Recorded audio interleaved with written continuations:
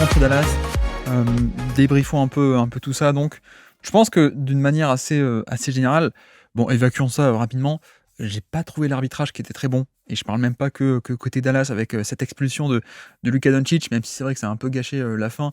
Et que, bon, moi j'ai un peu une croisade personnelle contre les passages en force qui est à mon avis la pire règle de l'histoire de ce sport. Mais bref, fermons cette parenthèse. Non, j'ai pas trouvé l'arbitrage très bon. Globalement, des deux côtés du terrain, il y a cette faute assez évidente sur Tatum sur un dunk en transition là, de la part de Washington. Enfin voilà, on va pas tout citer, il y a plein d'exemples comme ça. Vous pouvez aller écouter plein d'émissions qui vont en parler. Je vais essayer plutôt de parler de terrain et de tactique, mais bon, c'est un peu dommage parce que c'est vraiment rare, je trouve, qu'on ait un niveau d'arbitrage à ce point mauvais, j'ai envie de dire, parce que voilà, c'est un peu frustrant, un peu énervant. Mais bref, c'est comme ça, tant pis, essayons de parler de jeu, parce que voilà, ça ne s'est pas joué non plus sur l'arbitrage, on ne va pas faire croire ça, mais c'est vrai qu'au-delà de cette frustration arbitrale, il y a aussi une frustration, je trouve, moi, côté Dallas, où déjà, en termes de résultats de la série, on n'a pas trop de répondants pour l'instant, et où je trouve que Dallas n'est quand même pas top. Alors, comme dit aussi, on en avait parlé en preview, et j'en ai parlé sur Twitter, et enfin, on n'arrête pas de le répéter, mais je pense que de base, on a en effet une équipe de Boston qui est plus forte, ok, mais ce qui est un peu dérangeant, c'est que j'ai l'impression que Dallas est quand même pas top et fait pas tout, met pas tout en place, ou n'y arrive pas en tout cas. Donc il y a un peu cette frustration, quoi. C'est pas juste une équipe qui est moins forte et qui peut rien faire, du genre, moi je sais pas, toutes les fameuses finales NBA Cavaliers contre les Warriors de KD. Bon ben voilà, il y a rien à faire, c'est comme ça. KD a un peu gâché la fête la NBA pendant 3 ans. Ok, tant pis. Bon, il y a rien à faire. Là, je pense que Dallas pourrait faire des trucs en plus et ne le fait pas. Donc c'est un peu dommage. Peut-être on peut commencer par ça, mais le coup tactique qui a été tenté par Jason Kidd, notamment sur ce match, ça a été de faire jouer beaucoup et beaucoup plus Tim Hardaway Jr. Bon, je pense qu'on peut le dire, ça a été un échec monumental. Et voilà, c'est un peu l'histoire de comment dire, de ce move, et c'est le profil aussi, hein. C'est-à-dire que là encore, on en avait parlé en preview. Moi, je parlais de est-ce qu'on pourrait pas avoir un Tim Hardaway game junior éventuellement dans cette série. Bon, on l'a eu, mais je pensais que ce serait un peu dans l'autre sens. Je pensais que ce serait un peu un joueur qui a une telle variance, tu le fais jouer et d'un coup, il faut pas s'attendre à ce qu'il soit régulier, mais tu peux le faire jouer et d'un coup, il te sort un 6 sur 8 à 3 points, 22 points, et ça fait basculer la série avec cet apport-là qui sort un peu de nulle part. Voilà, c'est un joueur à haute variance, très irrégulier, mais qui du coup peut avoir des très bas, mais aussi des très hauts un peu sortis de nulle part. Là, le problème, c'est qu'on l'a eu dans le négatif, quoi. Et que, donc, le problème, c'est qu'il a quoi? Il est 0 sur 5, 0 sur 6 au tir, je crois. Il n'a pas mis un tir, il n'a pas mis un 3 points, notamment. Et le problème, c'est que t'attends un peu que ça sorte et que c'est jamais sorti, son surplus offensif. Et par contre, de l'autre côté, tu l'as eu sur le terrain pendant pas mal de minutes, quoi. Pendant 20 minutes. Il a joué quasiment 20 minutes sur ce match-là. Il a même joué plus que Derrick Jones Jr., donc, sur ce match, qui est, là encore, c'est un coup tactique qu'on peut comprendre, j'allais dire. Oui, je pense que je peux le comprendre, mais en tout cas, le pari a été perdu. Parce que Jones, pour le coup, aurait peut-être continué d'offrir un peu plus ce premier rempart défensif. En même temps, je peux aussi comprendre de se dire, de toute façon, on a aussi des schémas où on fait des switches et puis on a une aide en deuxième rideau. Donc, est-ce qu'on a besoin à ce point de quelqu'un qui est fort en premier rideau? De toute façon, vu que Boston va chercher des switches et que de toute façon, on va avoir des aides derrière pour protéger, d'une part, et que de l'autre côté, Jones, pour le coup, ses 3 points, il n'aimait pas non plus, quoi. Ni il l'aimait, ni il a la menace de ça. Et donc, finalement, Derrick Jones Jr. nous handicape, énormément en attaque, et en défense, c'est pas si primordial que ça de toute façon, parce que sur le terrain ou pas, Boston va aller chercher quelqu'un d'autre, va aller chercher Doncic ou Irving et attaquer Doncic ou Irving en premier rideau, et en plus en deuxième rideau on a une aide. Donc bon, je peux envisager le fait qu'on fasse un peu ce pari de allez, Jones Junior, tu joues moins, beaucoup moins, même Dante Exum, du coup tu joues moins, on va plutôt essayer de faire le pari Tim Hardaway Jr. C'est juste que le pari a été manqué et que donc, pardon, je sais même pas si je l'ai dit, je commence à me perdre. J'y viens un peu sans filer aujourd'hui. Mais non, le problème, c'est qu'il t'a un peu, enfin, pas que un peu, beaucoup handicapé en défense. Et que ça a rajouté quelqu'un sur le terrain que tu pouvais cibler. Et d'ailleurs, le fameux tir de Jaylen Brown là, en fin de match, un peu qui devient iconique, non pas, mais un peu marquant, le pull-up de fin de match, un peu pour aider à Boston à plier le match, c'est que c'est un switch et ça va chercher Tim Hardaway Jr. Et des exemples comme ça, il y en a pas mal. Sur les 20 minutes qu'il a passé sur le terrain, il a été beaucoup ciblé. Et donc, ça a offert à Boston une autre cible potentielle pour ces finales, pour ce match des finales et pour cibler, et pour développer de l'attaque à partir de ce mismatch-là. Donc, Voilà, vraiment pari perdu. De l'autre côté aussi, Maxi Kleber, que vous savez que moi j'aime beaucoup, et notamment pour ce côté poste 5 qui peut shooter quand il est placé poste 5. On est là encore, hein, on est sur un trou d'air à 3 points, et en plus, c'est même pas que le fait de manquer les 3 points. En fait, il les prend même plus, les 3 points. Pour le coup, là, Maxi Kleber, il a, il a une perte de confiance, il a une perte de. Enfin, il y a aucune spontanéité, et parfois il peut avoir des tirs ouverts, il les prend pas, donc ça, c'est dommage. Là, il a joué 8 minutes à peine sur ce match-là, et bon, voilà, globalement, il est pas bon du tout, alors que pour moi, c'était un des facteurs X de cette série. Pareil, bon, Jones Junior, on en a parlé un peu, mais pour le coup, lui aussi, qui était un facteur important du run de playoff, il est pas là du tout sur cette série. Et bon, il y a un peu cet aspect où, si on regarde un peu le 3 points, à part Irving, qui a mis des pull-ups à 3 points sur ce match-là, Doncic, il en a mis 1, on va y revenir dessus. Washington, 3 sur 6 à 3 points sur ce match, donc plutôt pas mal. Mais en dehors donc de PJ Washington, qui est le seul qui a commencé un peu à mettre des 3 points sur la série en tant que role-player, enfin, match 3, Jones, 0 sur 1, bon, les pivots, non. Jaden Hardy, 0 sur 0 sur ce match-là, il a joué 4 minutes. Maxi Kleber, 0 sur 1, Dante Exum, 2 minutes jouées et pas de 3 points. Tim Hardaway, 0 sur 3 à 3 points, et Josh Green, à peine 1 sur 1. Bref, on a un problème qui est majeur, c'est ça, c'est le 3 points, c'est le spacing. Vous le savez, on le répète depuis le début, Boston ne respecte pas les shooters de Dallas. Enfin quelqu'un qui le fait à fond. Quoique non, OKC l'a fait aussi. Mais OKC n'a pas eu. Le problème d'OKC, c'est que en abandonnant des shooters, les shooters de Dallas le mettaient quand même les tirs. Donc c'est dommage. Mais c'est vrai que si on peut continuer sur ce thème du 3 points et aborder un autre thème, enfin, on peut rester là-dessus, pardon, mais c'est le fait que, donc, si on regarde un peu l'efficacité à 3 points des deux équipes, on a Dallas qui est remonté à 36%, donc, mais comme dit, c'est un 36% où la majorité des tirs, ce sont des pull-ups par Doncic et Irving, et finalement, ça en dit pas tant que ça sur le casting de role-player à côté. Ok, mais au moins c'est déjà mieux que les 24% du match 2. Et puis, pareil, Boston qui est à 36% également sur ce match-là. Donc, j'étais un peu étonné des chiffres parce que moi, pendant le match, j'avais l'impression que beaucoup de tirs entraient côté Boston, notamment, et que ça a fait du bien, tout ça. Mais justement, c'est aussi un peu mon point, c'est que je pense qu'il y a aussi, on voit aussi la différence entre une équipe qui prend énormément de tirs à 3 points et une équipe qui en prend beaucoup moins. Et là, c'est vrai qu'en termes de fréquence, en fait, Boston, encore une fois, plus de la moitié de leurs tirs ont été pris à 3 points sur ce match-là. 55% de leurs tirs étaient à 3 points. Et en effet, ça fait une énorme différence avec Dallas qui est même pas à 30%. Donc, c'est là-dessus où, pareil, comme au match 2, on en avait déjà parlé, mais match 2, les deux avaient une efficacité à 3 points qui a été catastrophique. Mais au final, Boston s'en sort parce que des tirs primés et des tirs rentables, ils en prenaient plus. Donc, même s'ils avaient la même inefficacité, les deux, si eux ils en prennent plus de ces tirs rentables, ouais, tu mets plus de points mécaniquement. Et là, c'est un peu pareil. Là, c'est un peu pareil dans le sens où on a donc les deux équipes qui sont à 36% à 3 points, mais sauf que tu as Boston qui en prend des tonnes. Et donc voilà, c'est un peu le pouvoir de la fréquence du 3 points aussi, quoi. Ça peut aussi être reproché, ça a longtemps été reproché, et ce le sera de nouveau encore à Boston de prendre beaucoup de 3 points et de ne pas aller assez au panier. Là encore, une performance où ils ne sont pas allés au panier du tout, pas beaucoup en tout cas, Boston. Mais voilà, il y a cette différence aussi que, comparé à Dallas, ils prennent des tonnes de 3 points, donc pour la même efficacité, tu mets plus de points, quoi. Très, très basiquement, alors que de l'autre côté, quelle est la zone du terrain où Dallas a pris des tonnes de tirs, un peu plus au panier, mais surtout dans la short mi-distance, donc la zone des flotteurs, qui est une zone un peu beaucoup moins rentable en fait, en termes d'efficacité attendue et de productivité attendue, parce que c'est soit des flotteurs contestés, soit des hook-shots, soit des tirs un peu, non pas sous le panier, mais un peu plus loin du panier, donc pas hyper efficace cette zone-là. Bref, voilà. Je voulais un peu souligner ce côté à double tranchant, on en a déjà parlé, mais il y a un côté négatif avec le 3 points. Parfois, tu peux t'enrayer et t'enliser là-dedans et pas faire grand-chose. Là, il y a aussi le côté positif où c'est simplement... il y a aussi un avantage concurrentiel, en fait, encore avec ce côté, tu prends plus de tirs primés que l'adversaire, plus de tirs rentables, ça marche, quoi. Ça marche. Tu prends beaucoup plus de tirs à 3 points, donc pour la même efficacité, tu mets plus de points. Donc ça, c'était un point important, et ça relie aussi avec cet aspect de spacing de Dallas qui finalement n'arrive absolument pas à générer des 3 points dans ce match. Dans cette série même, je pense qu'on peut dire.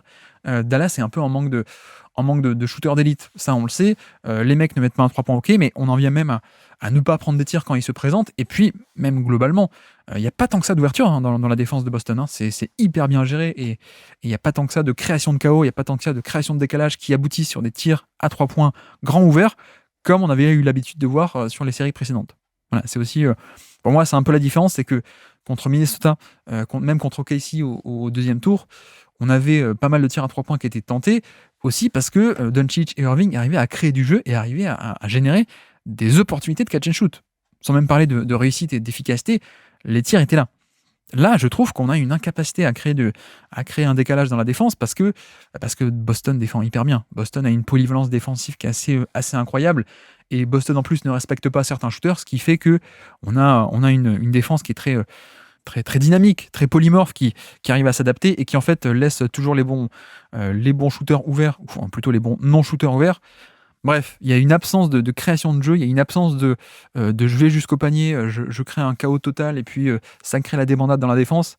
Je trouve que pour le coup, Dallas, c'est là où ils sont un peu décevants sur cette série et là où Boston brille défensivement, c'est que en fait, Dallas n'arrive pas à créer de jeu concrètement, quoi. Pas autant que ce qu'ils arrivaient à faire sur le début des playoffs et même sur l'intégralité des playoffs jusqu'au final. Et encore une fois, on va suivre cette stat match après match, mais on est encore à 7% de tirs dans les corners pour Dallas. À peine 7%, ce qui est très faible comme chiffre, alors que sur les séries d'avant, leur force était d'arriver à générer des 3 points dans les corners, justement. Et donc, ils étaient autour des 15, 17, 20% de tirs à 3 points pris, enfin 20% de tirs totaux, 20% de tous leurs tirs qui étaient pris dans les corners à 3 points, donc une proportion qui était assez énorme, quand on approche les 1 sur 5 tirs en général pris dans les corners à 3 points. Là, on est à 7%, on était aussi à 6%, je crois, en match 2, 3% en match 1. Bref, voilà, ce côté profil de tir illustre assez bien cette incapacité à créer du jeu. Après, moi, j'ai aussi un autre problème, c'est que, bon, on est toujours sur le même schéma. À côté de Dallas, il n'y a pas grand-chose qui a été changé. Je trouve que, tactiquement, je reste sur ma faim. J'ai passé combien 2 semaines fois 3 tours, ça fait combien ça fait 6 semaines. J'ai passé 6 semaines à dire que Jason Kidd était en train de battre tous les coachs qu'il a rencontrés, qu'il était meilleur, etc. etc. Là, je suis vraiment sur ma faim côté Jason Kidd parce que je trouve qu'en termes de créativité tactique et même de tactique proposée, on n'a vraiment rien, quoi. On n'a pas grand-chose et je ne comprends pas pourquoi est-ce qu'on ne propose pas plus l'attaque d'avant, c'est-à-dire des pick and roll, des double drag à deux écrans, du Spain pick and roll ou ce genre de schéma qui, certes, tu fais face à un switch all, donc tu fais face à une défense qui va switcher tous les écrans, mais bon, on a vu aussi, et même y compris sur cette série, que même face à un switch all, le fait d'avoir des actions un peu plus complexes que simplement amène un tel et puis je vais le cibler, le fait d'avoir un Spain pick and roll avec un écran dans le dos du défenseur, le fait d'avoir des double drag avec ensuite le double drag, qu'est-ce que c'est un pick and roll à 2 écrans, tu peux ensuite imaginer après les 2 écrans, le premier poseur d'écran qui ressort, qui prend un autre écran de la part du premier. Bref, t'as plein d'actions un peu plus complexes que d'habitude Dallas faisait et que là on ne retrouve pas, quoi. Donc c'est un peu dommage et ça vient se rajouter évidemment à ce jeu de match-up dont on n'a même pas encore parlé aujourd'hui, mais le fameux jeu des match-up où on ne met pas le pivot de Boston sur la cible préférée du pick and roll de Dallas. Comme ça, on vient anéantir un peu le pick and roll 1-5, le pick and roll Doncic plus son pivot Gafford de Lively. Voilà, ça marche toujours aussi bien. Donc on a affaire en fait à une équipe de Dallas qui est poussive en fait. Qui est poussif, qui a des joueurs qui sont abandonnés, mais c'est pas les bons qui sont abandonnés. Évidemment, ça c'est Boston qui calcule très bien. Ça permet de mieux contenir Doncic, donc et Irving aussi. On a aussi une défense qui fait du switch all, qui va concéder un match-up, mais là aussi c'est un point qui m'énerve, c'est que je trouve qu'on a beaucoup et même beaucoup trop de pull-up à 3 points sur isolation de la part de Irving et de la part de Doncic. Puisque, en effet, à partir du moment où Boston fait un switch et ensuite vient apporter des aides et vient quadriller le terrain et vient boucher l'espace à l'intérieur, à quel point est-ce que c'est pas la bonne décision de pas aller se frotter à un deuxième, à un troisième défenseur si tu pénètres, mais c'est vrai que c'est un peu frustrant. Et c'est là-dessus où Boston est en train de gagner la partie. Pour moi, c'est que ça concède des isolations, ok, mais ça ne concède pas des drives jusqu'au panier. Alors que, comme dit, c'est précisément la grande force de Dallas, de faire ses drives plein centre du terrain et plein cœur du jeu pour ensuite casser la défense de par cette menace à l'intérieur, soit scorer si ça aide pas, ou alors si ça aide, ressortir et générer du jeu, etc. etc. Et là, je pense que Boston est en train de gagner parce qu'ils sont en train de forcer Dallas à attaquer les switches. En tout cas, il les laisse attaquer sur pull-up à 3 points. Sauf que, évidemment, ça marche pas. C'est pas des tirs rentables, c'est pas des tirs qui sont ouverts en plus. Donc voilà, on parlait du total de nombre de 3 points. Je pense que non seulement ils ont une fréquence de 3 points qui est beaucoup plus faible que Boston, mais en plus, si on enlève tous les pull-ups, on a combien de vrais catch and shoot dans le lot? On en a encore moins. Alors que Boston, pour le coup, la majorité de leurs tirs à 3 points, c'est des catch and shoot.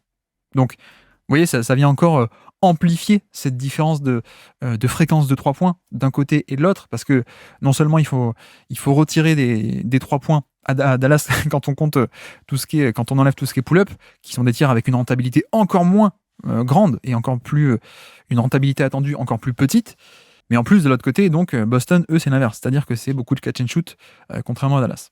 Bref, donc on a un peu cet aspect qui me frustre, moi, côté Dallas, de manque de créativité tactique de la part de Jason Kidd pour essayer de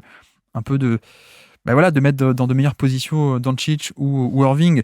Pourquoi on n'a pas plus de post-up aussi? Pourquoi est-ce qu'on n'a pas plus de jeu off-ball? Pourquoi est-ce qu'on n'a pas plus de pick and roll entre les deux? Pourquoi est-ce qu'on n'a pas plus de pick and roll malgré le switch de pick and roll 1-5 avec Doncic et Lively et en posant les écrans très haut, par exemple? Ça, on l'a vu aussi. On sait que quand Lively vient poser l'écran au niveau de la ligne médiane, ça switch, ok. Donc, a priori, pas de décalage, sauf que tu as un espace immense derrière. Donc, même si ça switch, tu as Lively qui peut faire la course et qui peut aller au panier plus vite qu'un Jrue Holiday ou un Jaylen Brown qui a switché sur le gros et qui doit suivre. Donc, voilà, il y a plein d'aspects un peu frustrants d'un point de vue tactique. Et puis, de l'autre côté aussi, ce côté sélection de tir qui est assez mauvaise pour moi. Parce que voilà, quand tu as un switch et que tu vas chercher Hallerford et que Hallerford il presse haut parce qu'il sait qu'il a une net derrière et qu'en pressant haut il arrive à contester, voire même à contrer le pull-up à 3 points, bon ben voilà, c'est exactement ce que Boston veut en fait. Donc tu te fais complètement avoir. Avec en plus un aspect un peu dommage où on n'a pas forcément un Doncic et un Irving en grande forme non plus.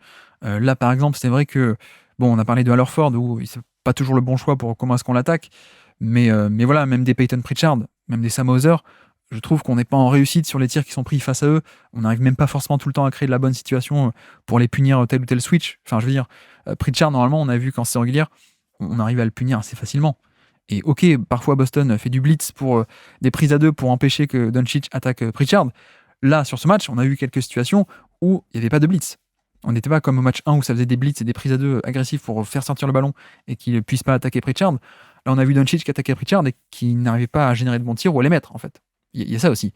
Ou alors on a vu des tirs face à Sam Hauser, pareil. Ou alors on a vu des lay-ups au panier ou autour du panier qui ont été manqués, des tirs que d'habitude Doncic met.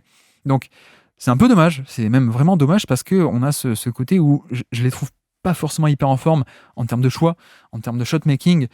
Et donc ce qui fait que voilà, t'as tellement une marge d'erreur qui est faible face à cette équipe de Boston qui est plus forte sur le papier que t'es puni en fait. T'es puni. De l'autre côté aussi, on n'a pas non plus une équipe de Dallas qui arrive à provoquer beaucoup de lancers francs. On avait parlé aussi ça comme point bascule de la série, de à quel point est-ce que face à une défense de Boston qui va un peu bouger partout, donc pas forcément tout le temps être en bonne position, et donc avec Doncic ou Irving qui sont, surtout Doncic qui est capable de provoquer beaucoup de fautes, est-ce que ça peut pas aider? Bon, en l'occurrence, c'est pas trop le cas. Et puis aussi, pareil, de l'autre côté, moi, là où c'est un peu embêtant, je trouve, c'est que on a encore une fois une équipe de Dallas qui est battue en transition. C'est-à-dire que Boston arrive à dérouler du jeu et à créer du jeu sur de la transition, de la semi-transition, alors que Dallas, non. Et ça, c'est un côté point facile, ou en tout cas point plus facile que sur du jeu posé de demi-terrain. C'est un aspect où Dallas, s'ils veulent gagner, il faut qu'ils aillent gratter un peu des points de ce côté-là. Et là, c'est pas le cas. On a vraiment un nombre de déchets et d'occasions un peu manquées sur transition qui est assez énorme, alors que de l'autre côté, c'est l'inverse. De l'autre côté, c'est Boston qui, eux, déroulent de la transition, vont chercher beaucoup de points, vont créer des mismatchs en transition, etc. quoi. Donc c'est aussi dommage. Et en plus, vu qu'on parle un peu des points à côté, des points autres, c'est vrai qu'on n'a toujours pas non plus une domination au rebond offensif, comme ça avait pu être le cas aussi sur des séries un peu avant. Donc voilà, là aussi, c'est dommage. On pouvait s'attendre un peu à ça, et pourtant, c'est pas le cas. Donc voilà, pas plus à dire pour l'instant sur une échelle un peu macroscopique. Je ne veux pas non plus rentrer dans des détails tactiques de action après action. On le fera peut-être en vidéo, mais voilà. Encore une fois, l'attaque de Dallas qui souffre de manque de spacing, manque de tactique un peu variée et qui tombe un peu dans le piège de Boston, qui déroule parfaitement le plan de jeu de contenir Doncic, les forcer sur des tirs difficiles, Doncic et Irving, et ne pas respecter le 3 points et ne pas être puni. Donc voilà, c'est vraiment dommage. Merci d'avoir écouté cet extrait. S'il vous a plu, l'émission complète est disponible en description et on se donne rendez-vous sur le feed principal du Basket Lab pour l'intégralité des podcasts. À bientôt.